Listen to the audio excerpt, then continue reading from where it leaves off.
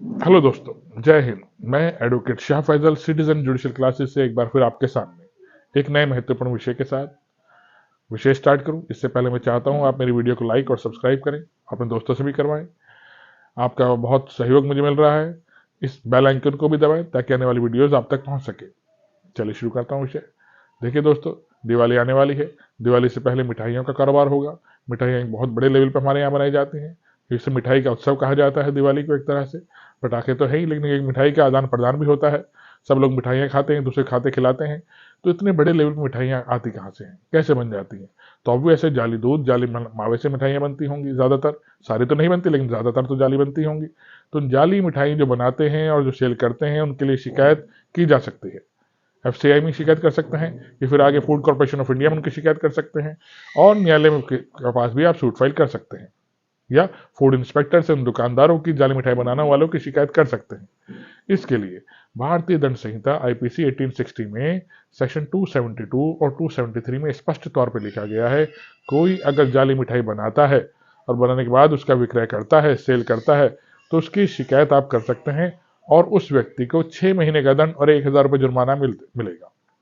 ये 6 महीने का दंड और 1,000 रुपये जुर्माना पहले था, लेकिन 2016 के बाद सुप्रीम कोर्ट का नया गाइडलाइन आई है, एक केस नया आया है, स्वामी अच्युतानंद तीर्थ versus union of India 2016 supreme court, जिसमें सुप्रीम कोर्ट ने स्पष्ट तौर पर बता दिया है कि अब किसी व्यक्ति को जो जाली मिठाई मिठाई बनाता है, जाली मावा दूध से बनाता है, या फिर उसके बाद मिठाई सेल करता है, या कोई व्यक्ति जो दुकानदार है सेल करता है, अगर वो ऐसा करता है, जाली मावे से मिठाई बनाकर बेचता है, तो उसके लिए अब न्यायालय ने आजीवन कारावास का दंड बना दिया गया है। लाइफ इंप्रिजनमेंट का दंड उस व्यक्ति को दिया जाएगा, मिनिमम, मैक्सिमम सॉरी।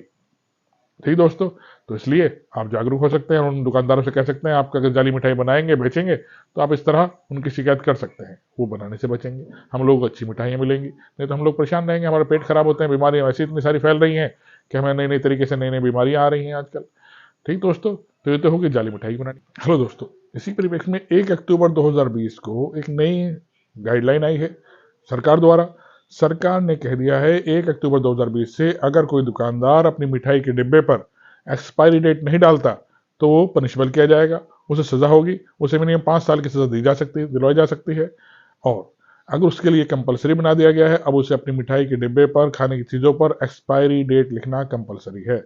और अगर वो आपकी शिकायत के बाद भी ऐसा नहीं करता, तो आप उसकी शिकायत कंज्यूमर फोरम में कर सकते हैं। उसका हेल्पलाइन नंबर है 1800114400, ठीक, या फिर 1915 पर भी आप उसकी शिकायत कर सकते हैं।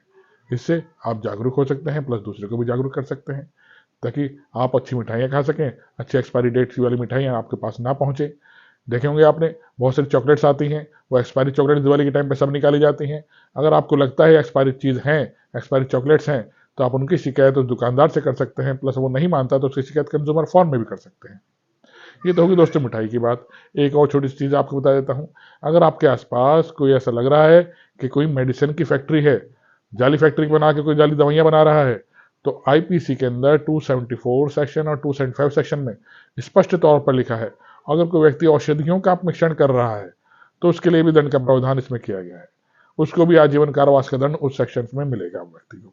जो आपको लग रहा है कोई जाली दवाइयाँ बन रही हैं कहीं पर, ये जाली दवाइयों का व्यापार हो रहा है, सेल कर रहा है कोई व्यक्ति, तो आप उसकी शिकायत भी कर सकते हैं। तो उसको भी अब लाइफ इम्प्रिजनमेंट का दंड व्यक्ति को मिलेगा, आजीवन कारावास तक का दंड मिल सकता है। दोस्तों, आशा करता हूँ आपको मेरी वीडियो समझ में आई होगी, आप पसंद कर रहे होंगे। अगर पसंद करते हैं, लाइक कीजिएगा इसे, और सब्सक्राइब भी कीजिएगा, अपने दोस्तों से भी कराइएगा। दोस्तों, मिलता हूँ अगली वीडियो में दोस्त। जय हिंद, धन्यवाद।